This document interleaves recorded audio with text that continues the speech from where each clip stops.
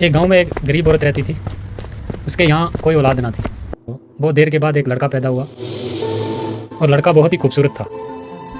लड़के को पाकर वो दोनों बहुत खुश हुए कि हमारी तो किस्मत जाग गई। फिर एक दिन ऐसा हुआ कि एक पंडित ने उनके घर पे आया और उसने लड़के की तरफ देखा और उसके माता पिता से कहा, अरे वाह, क्या कमाल बच्चा है आपका, इसकी तो बहुत अच्छी किस्मत है। ये बेटा 15 वर्ष की उम्र में एक राजा बन जाएगा और जल्दी ही एक राजकुमारी से इसकी शादी भी होगी। बहुत अच्छी किस्मत वाला लड़का है आपका ये बात जब पंडित ने बोली तो माता पिता बहुत खुश हुए और ये बात जो थी वो आहिस्ता आहिस्ता पूरे गाँव में फैल गई कि ऐसा ऐसा लड़का एक पैदा हुआ है।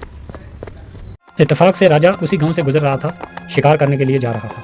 तो एक सैनिक ने राजा को बोला कि इस घर में एक लड़का पैदा हुआ है और पंडित ने उसका ये हालो हवाल बताया है कि वो 15 वर्ष की उम्र में राजकुमारी से शादी भी करेगा और राजा भी बन जाएगा। तो राजा बहुत बुरे दिल का आदमी था। उसने सुनते ही ये कहा कि किसी तरह भी करके इस लड़के को मार देना चाहिए। राजा ये सोचकर उसी घर की तरफ जाने लगा। चलते चलते जब उस घर पहुंच गया तो उसने उस लड़के के माता पिता से कहा, इस लड़के को तुम मुझे दे दो, मैं इसकी अच्छे तरीके से परवरिश करूंगा और जब जवान हो गया तो मैं तुम्हें वापस लौटा दूंगा। नहीं नहीं राजा जी, हम आपको अपना बेटा नहीं दे सकते। बहुत देर के बाद हमारे यहाँ एक बेटा पैदा हुआ है, तो आप क्षमा करें हमें। माँ ने जब इनकार कर दिया तो राजा के डराने धमकाने से आखिर मान ही गए दोनों बेटा देने के लिए। राजा लड़के को लेकर एक जंगल की तरफ चला गया और चलते चलते रास्ते में एक दरिया आ गया और उसने एक बक्से में बंद करके उस लड़के को दरिया में छोड़ दिया। बादशाह जिस वक्त बक्से को दरिया में डाल रहा था तो जंगल की परियां सैर के लिए आई हुई थी। परियां बहुत ही नेक दिल की थीं। परियों को बच्चे पे बहुत तरस आया और उसने उस बक्स की हिफाजत शुरू कर दी। बहुत दूर तक परियां उसके साथ गईं। चलते चलते आगे नदी के किनारे एक जमींदार का मकान आ गया और उसकी पत्नी जो थी वो नदी के किनारे घूमने के लिए आई हुई थी। तो उसने देखा कि एक बक्स तैरता हुआ उसके पास आ रहा है। वो बक्स निकाला उसने तो वो क्या देखती है, एक बहुत ही खूबसूरत बच्चा उसके बीच लेटा हुआ है। तो वो उसे पाकर बहुत खुश हुई, उसने सीने से लगा लिया। फिर वो उसे लेकर अपने घर चली गई।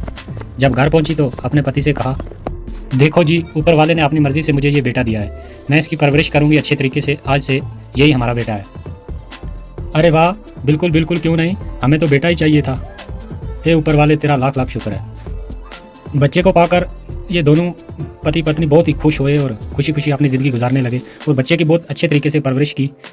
उसके लाडो प्यार में वक्त का पता ही नहीं चला। तो देखते देखते 15 वर्ष गुजर गए और वो बच्चा 15 वर्ष का जवान हो गया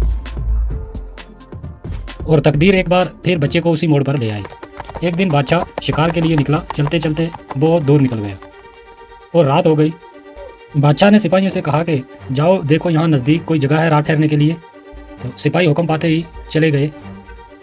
सिपाहियों ने वापस आकर अर्ज किया कि हुजूर, यहाँ से थोड़ी दूरी पर दरिया के किनारे एक जिम्मेदार का मकान है। बादशाह ने सिपाहियों के साथ जिम्मेदार के मकान पर चला गया।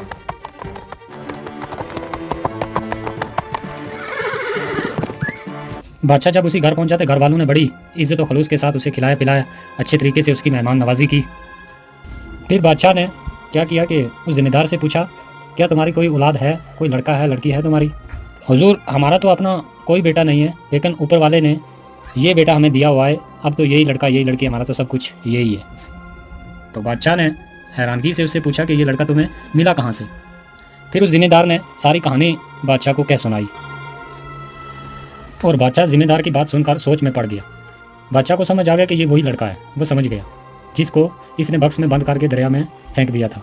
बादशाह लड़के की जान लेने के लिए नई तरकीब सोचने लगा। आखिर एक तरकीब सूझ ही गई उसे। बादशाह ने जिम्मेदार से कहा, क्या तुम्हारा लड़का मेरा एक काम कर देगा? जिम्मेदार ने जवाब दिया, बड़ी खुशी से हुजूर, आप बादशाह हैं, आपका कहना कैसे मोड़ सकते हैं, आप हुक्म कीजिए।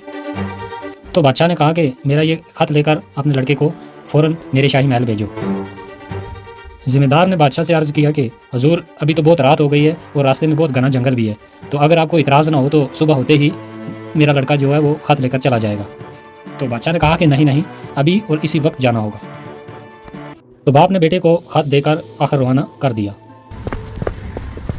वो चलने लगा चलते चलते आगे घना जंगल आ गया और काफ़ी रात भी हो गई थी। तो उसे नींद आ गई, एक पेड़ के नीचे सो गया। वो सो रहा था कि वहाँ पर परियां आ गई, वही परियां जिन्होंने उस बक्स की उस वक्त हिफाजत की थी।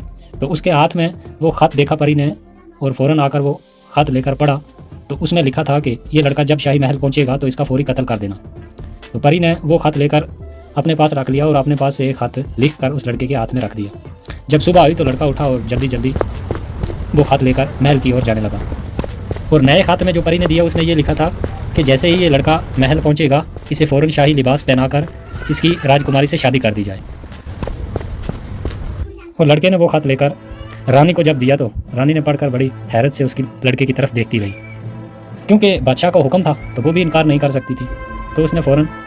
तो दोस्तों आपको क्या लगता है ये लड़का बच पाएगा या नहीं, आगे क्या हुआ इसके साथ, वो देखने के लिए प्लीज़ चैनल को सब्सक्राइब कर दें और वीडियो को लाइक कर दें ताकि हम आपको वीडियो का दूसरा भाग जल्दी दिखा सकें।